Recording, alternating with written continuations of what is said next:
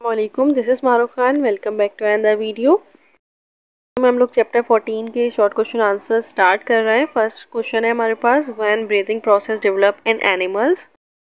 ये क्वेश्चन हमारे पास ट्रिकी है। देखें, आप लोगों को खुद भी पता चलेगा कि हमारे पास पहले एंसेस्टर्स जो थे वो हमारे पास प्रिमिटिव बैक्टीरिया थे फर्स्ट एंड। अब हमारे पास क्या था कि बैक्टीरिया जब आए थे प्रोकैरियोट्स तो मॉलिक्यूलर ऑक्सीजन की डिफिशियंसी थी। डिफिशियंसी को कंट्रोल करने के लिए, ओवरकम करने के लिए कंडीशंस लाइक क्या हुआ कि प्रिमिटिव बैक्टीरिया ने परफॉर्म किया फोटोसिंथेसिस जिनको रिलीज करता था। ऐसे डिफिशियंसी ऑक्सीजन की हमारे पास कम हुई। अब हमारे पास क्या है कि इसका आंसर हमारे पास दोनों हो सकते हैं। या तो ये हो सकता है कि ब्रीथिंग प्रोसेस डेवलप हुआ एनिमल्स में at the time of birth, जो ये है कि दोनों, आप दोनों में से कोई भी लिख सकते हैं, दोनों ही आंसर सही रहेंगे। क्वेश्चन नंबर 2 है, what type of ventilation occurs in humans. Ventilation हमारे पास कंसिस्ट करती है 2 फेजेस पे, इनहेलेशन और exhalation. The taking in air from atmosphere up to the alveoli is called inhalation and giving out of air from alveoli to the atmosphere is known as expiration. So ये हमारे पास इसका answer होगा कि ventilation 2 types की होती है, 2 phases में होती है ह्यूमंस में। नंबर 3 है, why rate of breathing increases in human beings. तो आपको पता होगा कि जब भी हम एक्सरसाइज करते हैं तो हमारे मसल्स बहुत ज़्यादा वर्क कर रहे होते हैं और हमारी बॉडी को बहुत ज़्यादा ऑक्सीजन चाहिए होती है, तो वो प्रोड्यूस करती है मोर कार्बन डाइऑक्साइड। अब जब मोर कार्बन डाइऑक्साइड प्रोड्यूस करेगी तो उसको नीड भी होगी मोर ऑक्सीजन। अब क्या होता है कि हमारे पास ये ऑब्जर्व होता है कि जब हमारे पास ब्लड में हमारे पास हाई कंसंट्रेशन हो जाती है कार्बन डाइऑक्साइड की या H+ जिसको हम प्रोटॉन कहते हैं, तो वो स्टिमुलाई होता है कि वो इंक्रीज कर देता है rate of breathing in human beings.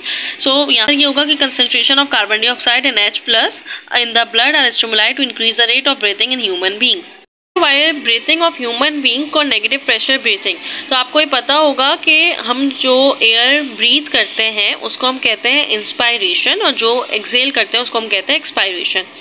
अब हमारे पास क्या होता है कि हमारे पास जो ब्रीथ इन है और आउट है वो वेरी करता है प्रेशर में। जब हमारे पास लाइ का प्रेशर फॉल हो जाता है तो एयर एंटर होती है लंग्स में, क्योंकि क्या होता है हमारे पास कि एयर एंटर होती है लंग्स में, तो ये होता है इंस्पायरेशन। और जब हमारे पास pressure of the alveoli exceed करता है एटमॉस्फेरिक प्रेशर से, तो हमारे पास क्या होता है कि हाई टू लो होती है, तो हमारे पास एयर ब्लोन कर जाती है फ्रॉम द लंग्स। तो हमारे पास प्रेशर डिफरेंस है। इस तरह की ह्यूमंस में नेगेटिव प्रेशर ब्रीथिंग होती है, जबकि अगर हम बात करें फ्रॉग की तो उसमें पॉजिटिव प्रेशर ब्रीथिंग होती है, क्योंकि इसमें डिफरेंस होता है प्रेशर का, इसलिए हम कहते हैं नेगेटिव प्रेशर ब्रीथिंग।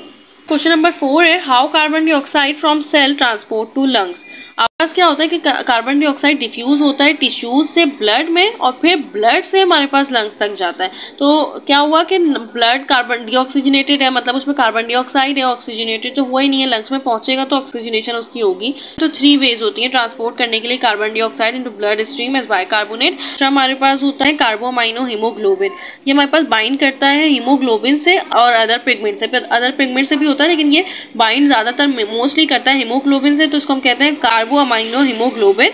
और हमारे पास तीसरा जो होता है वो डिसॉल्व गैसेस होता है। एज डिसॉल्व गैसेस से भी हमारे पास होता है, क्या होता है, कार्बन डाइऑक्साइड ट्रांसपोर्ट होता है बाय RBCs, जिसको हम कहते हैं carbonic anhydrase in the presence of enzyme. 70% उससे होता है। तो ये 3 वेज होते हैं डाइऑक्साइड ट्रांसपोर्ट हो जाए ब्लड स्ट्रीम में। नंबर 6 है, which of pigment is called respiratory pigment. आपको पता होना चाहिए कि हीमोग्लोबिन एक रेस्पिरेटरी पिगमेंट है जो प्रेजेंट होता है RBCs ऑफ ऑल वर्टिब्रेट्स। इसमें पॉलीपेप्टाइड चेन की 2 पेयर्स होते हैं, एक होता है अल्फा, मतलब एक अल्फा का पेयर, और एक होता है बीटा का पेयर, और ये कॉन्स्टिट्यूट करता है हीमोग्लोबिन। हमारे पास ये होगा, बहुत सारे मुझे कह रहे थे कि मैं क्वेश्चन आंसर्स बहुत लेंदी हो जाते हैं। यस, मेरे हो जाते हैं लेंदी, तो इसलिए मैंने सोचा कि कम थोड़े शॉर्ट करवाऊँ, क्योंकि ये मोस्टली यस ये हमारे पास 2 नंबर्स का है तो इतना इनफ होता है। नंबर 7 है, draw a flow chart for the passage of air from external nares to alveoli. तो ऑयमेंट से ऑक्सीजन हमारे पास नेसल कैविटीज में जाती है, नेसल फ्रेनेक्स में जाती है एयर, फ्रेनेक्स से trachea, bronchi, bronchioles and alveoli in lungs. तो ये हमारे पास फ्लो चार्ट ऐसे भी हम बना सकते हैं, वैसे आपकी मर्जी होगी आप कैसे भी बना लें, लेकिन यही होता है हमारे पास से एयर हमारे पास नेसल कैविटीज से फ्रेनेक्स, देन ये हमारे पास पैसेज होता है for air from external nares to alveoli.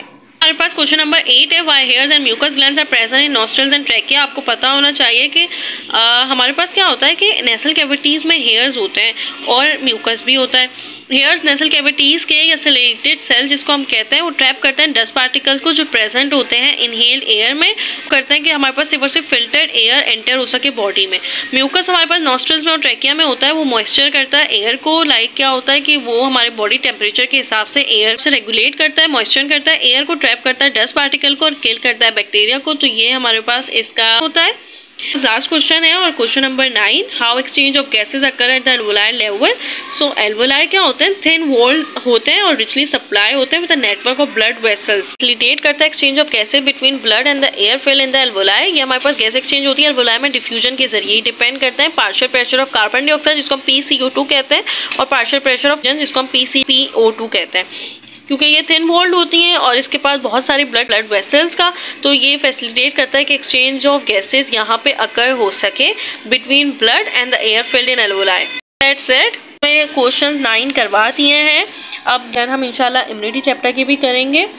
If you have any query regarding this question answer, so let me know. Inshallah I will tell you and solve your query. And if you like this video, then share with your friends too.